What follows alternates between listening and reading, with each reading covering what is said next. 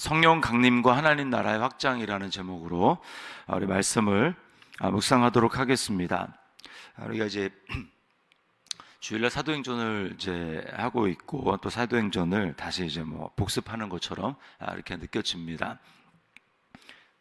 근데 이제 오늘 오순절 성령 강림에 대해서 두 가지로 좀 살펴보려고 하는데요. 하나는 성령이 임하심으로 말미암아 이루어진 그 개인적인 차원과 또 이제 하나님 나라의 좀 큰 넓은 차원에 대해서 좀 생각을 해보려고 합니다. 먼저 개인적인 차원은 에 대해서 살펴보면 이제 여기 3절 말씀에 보면 불의 혀처럼 갈라지는 것들이 그들에게 보여 각 사람 위에 하나씩 임하여 있었다, 이렇게 이야기를 하고 있습니다.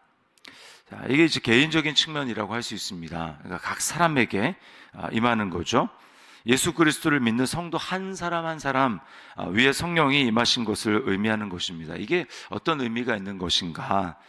이것은 성령님을 이제 우리는 여러 가지 말로 얘기를 할 수 있습니다. 구약에는 하나님의 영, 주의 영 이런 말이 많이 나오고, 신약에는 이제 예수님이 보혜사를 얘기하시면서 이제 보혜사라는 말이 나오고, 또 진리의 영이라고 이야기를 합니다. 예수님은 자신이 진리라고 하시면서 성령은 진리의 영이다, 이렇게 이야기를 하죠. 그리고 또 이제 사도행전에 보면 뭐라고 얘기를 합니까? 성령님에 대해서 그리스도의 영이다, 예수의 영이다, 이렇게 이야기를 합니다. 자, 약속한 대로 성령이 임하신 겁니다. 약속하신 대로 아버지의 약속하신 것을 기다리라라고 한 대로 성령님의 각 사람 안에 임하시는 것이죠. 그래서 이제 세 가지로 좀 살펴보려고 하는데, 각 사람만 임하였다라고 하는 게 뭐냐? 이것은 바로 이제 진리이신 그리스도와 성령 임함으로 말미암아 각 사람이 그리스도 안에서 그리스도와 연합되었다라는 것을 이야기를 합니다. 예수님과 완전히 연합이 되었다라고 하는 것이 바로 성령님의 각 사람 위에 임했다라고 하는 것의 의미입니다. 그래서 예수님과 연합이 되었기 때문에 예수님이 죄에 대해서 한 번에 죽으셨죠, 단번에 죽으셨죠, 영원히 죽으셨죠. 그것과 같이 이제 예수 그리스도와 연합되었다라는 것은 뭐냐면, 우리도 죄에 대해서 한 번에 영원히 죽었다라는 것이고, 반대로 다른 말로 하면 이제는 의에 대해서 살았다, 즉 의롭게 되었다, 영원히 의롭게 되었다라고 말하는 것입니다. 그러니까 우리가 의롭게 되었다라는 것은 하나님이 온전하게 생각하는 것이 우리에게 임했다라는 것, 온전해졌다라는 것입니다. 그 다음에 이제 두 번째는 예수님과 연합되었기 때문에 그래서 따라 나오는 결과들입니다. 예수님과 연합되었다라는 것은 이제는 전에 구약에 있는 성도들처럼 하나님을 두려워하는 것이 아니라 하나님을 친밀하게 경험하는 것입니다. 하나님을 아빠, 아버지라고 부르는 거죠. 로마서 8장 15절에 너희는 다시 무서워하는 종의 영을 받지 아니하고 양자의 영을 받았으므로 우리가 아빠, 아버지라고 부르짖느니라. 이거는 그냥 머릿속으로 하는 것이 아니라, 그러니까 예수 그리스도와 연합된 성령을 받으면 그냥 이렇게 자연스럽게 하나님을 친밀하게 경험하게 되는 것입니다. 그런가 하면 세 번째는 진리 가운데로 인도하시고 그리스도를 닮아가는 것입니다. 그리스도의 영이기 때문에, 진리의 영이기 때문에 우리를 모든 진리로 인도하시고, 그 모든 진리라는 것은 바로 예수 그리스도를 얘기를 하는 거죠. 그래서 예수님에게로 우리를 인도해서 우리를 예수님을 닮아가게 하는데, 그 닮아가는 것에는 두 가지입니다. 첫 번째는 예수님의 성품이에요. 예수님의 인격과 성품을 닮아가는 것입니다. 이게 갈라디아서 5장에 나오는 성령의 열매죠. 그 성령의 열매라고 하는 것은 다른 말로 하면 예수님의 열매입니다. 왜냐하면 예수님과 같은 보혜사기 때문에 성령의 열매다라고 하는 것은 다른 말로 예수님의 성품, 예수님의 인격의 열매가 맺혀지는 거죠. 사랑부터 시작해서 사랑과 희락, 기쁨과 또 다른 사람과 이렇게 분리되고 또 싸우는 것이 아니라 화평, 하나 되어지는 화평과 또 오래 참는 것, 오래 참음과 자비와 양선과 충성과 온유와 절제다, 이렇게 이야기를 하죠.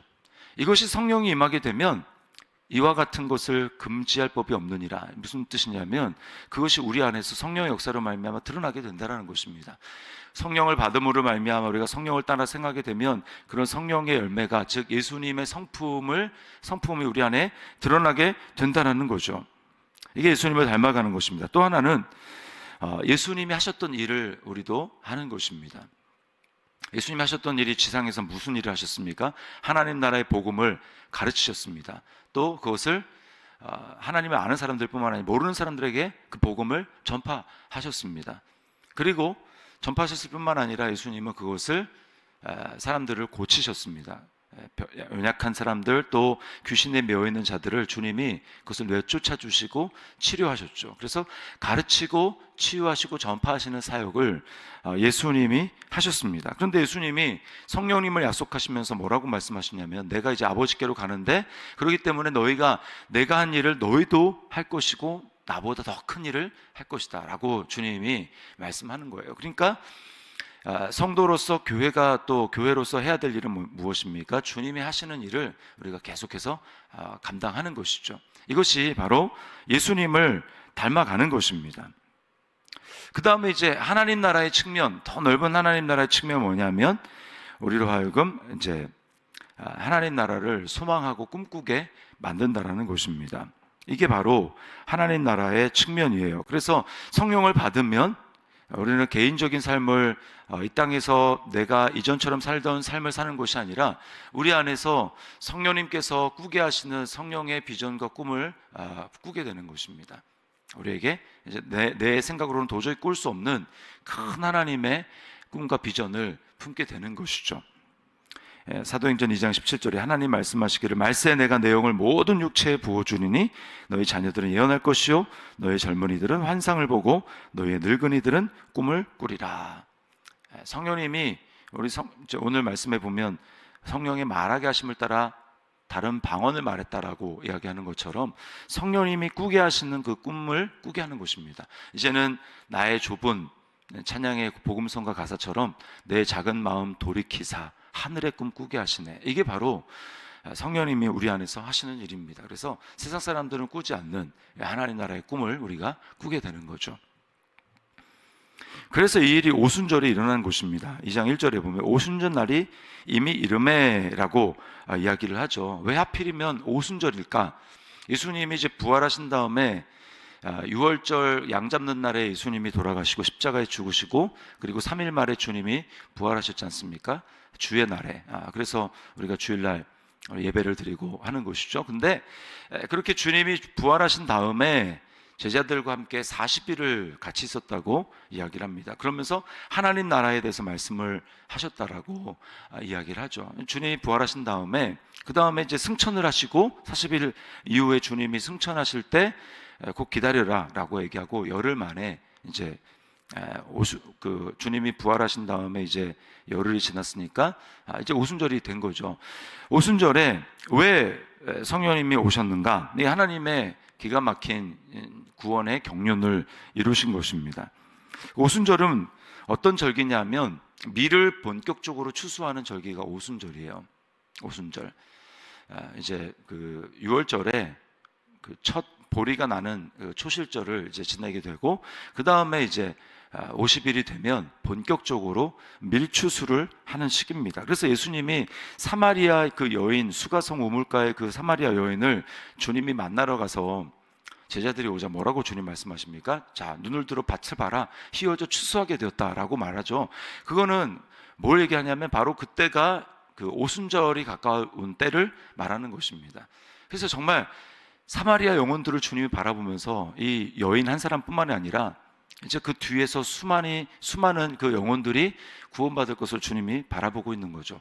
주님은 단지 이 육적인 그 곡식의 추수만을 얘기를 하는 것이 아니라 그때는 그런 때였지만 더 뒤에 그 오순절의 의미가 바로 구원받을 수많은 영혼들이 있다라는 것을 말씀하신 것입니다. 그리고 정말 사마리아 여인 한 사람만 구원받은 것이 아니라 그 여인을 통해서 또 예수님께로 나오는 수많은 사람들이 구원을 받았죠. 그러니까 오순절에 성령이 임했다라는 것은 이제 무슨 의미가 있냐면 이제 정말 성령이 오심으로 말미암아 예수 그리스도를 증거하는 성령이 임하시면 너희가 권능을 받고 예루살렘과 온 유대와 사마리아와 땅끝까지 이르러 내 증인이 되리라라고 말씀을 하셨죠. 그래서 이제 본격적으로 영적인 추수가 일어나는 때가 임했다라고 하는 것입니다. 그러므로 이제 주님이 승천하시고 이 땅에 오순절에 성령님이 임해서 우리가 지금 그 이후의 삶을 계속해서 살아가고 있다라는 뜻은 무엇이냐면, 우리에게 예수 믿고 성령을 주신 이유는 우리로 하여금 이제는 복음을 증거하는 영적 추수의 사명을